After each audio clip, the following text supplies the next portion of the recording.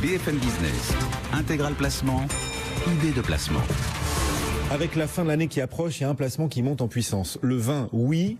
Vous pouvez faire du vin un placement. Comment ?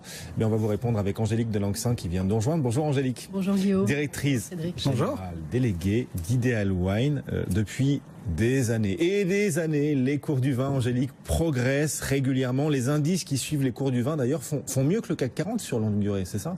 Sur une longue durée, oui, le constat est très clair sur les indices, la gamme Windex qu'Ideal Wine calcule donc depuis début 2007. Ces indices ont progressé de 125%. Dans le même temps, le CAC 40, lui, en perdait 20%. Donc c'est avec une surperformance des vins de Bourgogne, 150% depuis 2007, et les vins de Bordeaux qui représentent la plus grosse part des volumes échangés, qui eux ont progressé tout de même de 119%. Ah oui, le vin fait ses preuves. Donc année après année, il va y avoir un grand événement dans quelques jours, la vente des vins des Hospices de Beaune le 18 novembre, on va en parler. Et puis aussi l'un des autres principaux moteurs des cours du vin, c'est la montée en puissance de l'Asie. L'Asie qui explique pour une partie importante cette hausse des cours du vin dont vous nous parlez ? Oui, tout à fait. Depuis 2008, l'Asie a vraiment très fortement influencé ce monde des grands vins et ce marché des grands vins, avec un événement déclencheur qui a été la suppression des taxes d'importation à Hong Kong, décidée par le gouverneur de l'époque, qui était très amateur de vin. Et donc ça a créé un véritable appel d'air. Hong Kong est devenu le hub d'entrée en Asie de tous les grands vins, et ça a vraiment entretenu et suscité un vrai engouement pour les grands crus, principalement bordelais dans un premier temps et ensuite bourguignon. Justement, c'est la question que j'allais vous poser. Est-ce que l'essor de l'Asie va continuer de profiter aux vins français ? Parce qu'il n'y a pas que nous. Je veux dire, les Chinois, quand ils consomment de plus en plus de vin, ils ont le choix entre les Californiens, les Argentins, les Français. Les Français sont peut-être pas les plus mieux disants en termes de prix. Est-ce que la France profite particulièrement de cet essor asiatique sur le vin ? Alors la France reste une vraie référence, c'est-à-dire que cet appel d'air de 2008 et cette recherche et voire cette spéculation sur un certain nombre de grands crus, notamment bordelais, elle est retombée sur Bordeaux, mais elle a laissé une trace. C'est que les grands vins français, c'est vraiment l'image du luxe, c'est la référence absolue. Donc aujourd'hui, dans les importations chinoises, la France représente encore un gros tiers, 34% des vins qui sont importés en Chine. Ce qui est intéressant aussi, c'est que en valeur, le prix des vins a un petit peu baissé cette année. En 2015, les volumes ont continué à progresser, mais la valeur moyenne des vins a baissé. Et ça, c'est très bon signe, parce que en fait, ça montre que les vins ne sont plus seulement achetés comme pour être montrés en vitrine ou offerts, comme ça a longtemps été le cas, mais surtout aujourd'hui pour être consommés. Et il y a une chose très frappante aussi, c'est que le marché chinois progresse dans sa connaissance du vin de façon incroyablement rapide. Oui, et d'ailleurs le meilleur sommelier, c'est un Chinois. Enfin, il y a eu une histoire d'un Chinois qui a détrôné les Français sur je ne sais plus quel concours. Et bref, voilà, ça a fait tout un buzz. Oui, il y a régulièrement d'excellents dégustateurs. Le concours de la Revue du Vin de France, effectivement, c'est une équipe chinoise qui a remporté ce concours de dégustation récemment. Quelles sont justement les régions françaises, du coup, les plus privilégiées, les plus favorisées, les plus recherchées par les amateurs de vin asiatique ? Alors, Bordeaux reste, même si ça a diminué dans je dirais dans l'intérêt et dans l'excitation que peut susciter la région en Asie, mais ça reste quand même encore un référent. Et je pense notamment au château Lafite Rothschild, qui était un vin qui a vraiment marqué la spéculation jusqu'à la fin de l'année 2010. Les prix étaient retombés, mais aujourd'hui, nos clients chinois continuent à en acheter et les recherchent d'ailleurs dans des petits millésimes parce que c'est moins cher.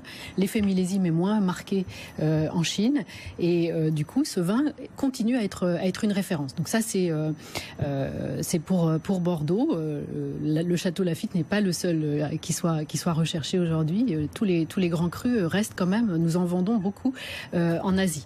Après, effectivement, la Bourgogne a émergé de façon foudroyante, ce qui est un vrai problème compte tenu des volumes disponibles.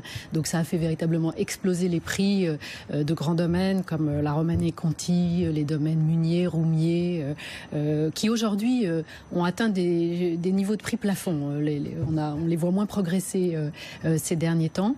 Et puis vous avez après toutes les autres régions françaises, et c'est assez étonnant, y compris d'ailleurs en termes de couleur. On a longtemps dit que la Chine ne buvait que du vin rouge, mais aujourd'hui, ne serait-ce qu'en Bourgogne, les grands domaines de Bourgogne en blanc, comme le domaine Le Fleuve, le domaine des Comtes-Lafont, le domaine Coche-du-Riz, bien sûr, sont extrêmement recherchés aussi en Asie. D'accord, donc l'Asie moteur aussi sur des classifications de vins de plus en plus larges, on peut le dire. On est au cœur de l'actualité avec la vente des Hospices de Beaune qui va se profiler là dans quelques jours, du 18 au 20 novembre. L'Asie sera le principal acheteur de cette vente des Hospices de Beaune cette année ? L'Asie, en tout cas, est très sollicitée. Les organisateurs de cette vente font une promotion mondiale des Hospices de Beaune, avec des dégustations qui sont organisées aux États-Unis, en Asie, un petit peu partout. L'Asie avait été très présente ces dernières années. Alors, la difficulté, c'est qu'aujourd'hui, on a atteint des niveaux de prix absolument extravagants. C'est-à-dire que en 10 ans, de 2005 à 2015, les prix ont augmenté de 300%. Vous savez qu'aux Hospices de Beaune, on achète une pièce qui représente 288 bouteilles de vin. Et le prix moyen de la pièce tournait autour de 4 700 € en 2005. On est passé à 18 800 de prix moyen en 2015. Alors c'est vrai que l'effet caritatif, puisque c'est une vente caritative, l'effet avait été amplifié l'année dernière, puisqu'on était à peine 48 heures après les attaques terroristes de Paris au moment de la vente de l'année dernière, et c'est vrai que ça avait créé un supplément d'envie d'aider, d'être présent de la part d'acheteurs étrangers, pas forcément uniquement asiatiques. Les Américains avaient énormément contribué au succès de la vente l'année dernière. Donc l'Asie ne sera pas forcément le seul acheteur, mais en tout cas ça lui est présenté comme un placement. Aujourd'hui, on a un petit peu de mal à voir la valorisation à terme compte tenu du prix moyen de la pièce, mais ça reste quand même très attractif. Cette vente des Hospices de Beaune, donc du 18 au 20 novembre, un événement incontournable pour ceux qui souhaitent faire du vin à placement. C'est un peu cher peut-être là. Disons que ça a longtemps été un indicateur de l'évolution des prix en Bourgogne, et notamment d'ailleurs pour les grandes maisons de négoce dans leurs achats de raisins. L'évolution des prix était déterminée les négociations avec les fournisseurs. Aujourd'hui, le caractère caritatif est amplifié, le caractère mondial des acheteurs fait aussi qu'on est un peu plus déconnecté du marché. Angélique Delancsin, la directrice générale déléguée d'idealwine.com, qui va bientôt s'envoler pour Hong Kong, c'est ça ? C'est ça. L'équipe part pour Hong Kong pour un salon à la rencontre des amateurs asiatiques. Dans ce nouveau hub du vin, c'est ce que vous disiez, qui est devenu Hong Kong. Merci beaucoup Angélique, et donc bon voyage. On vous attend le mois prochain à nouveau dans Intégral Placement.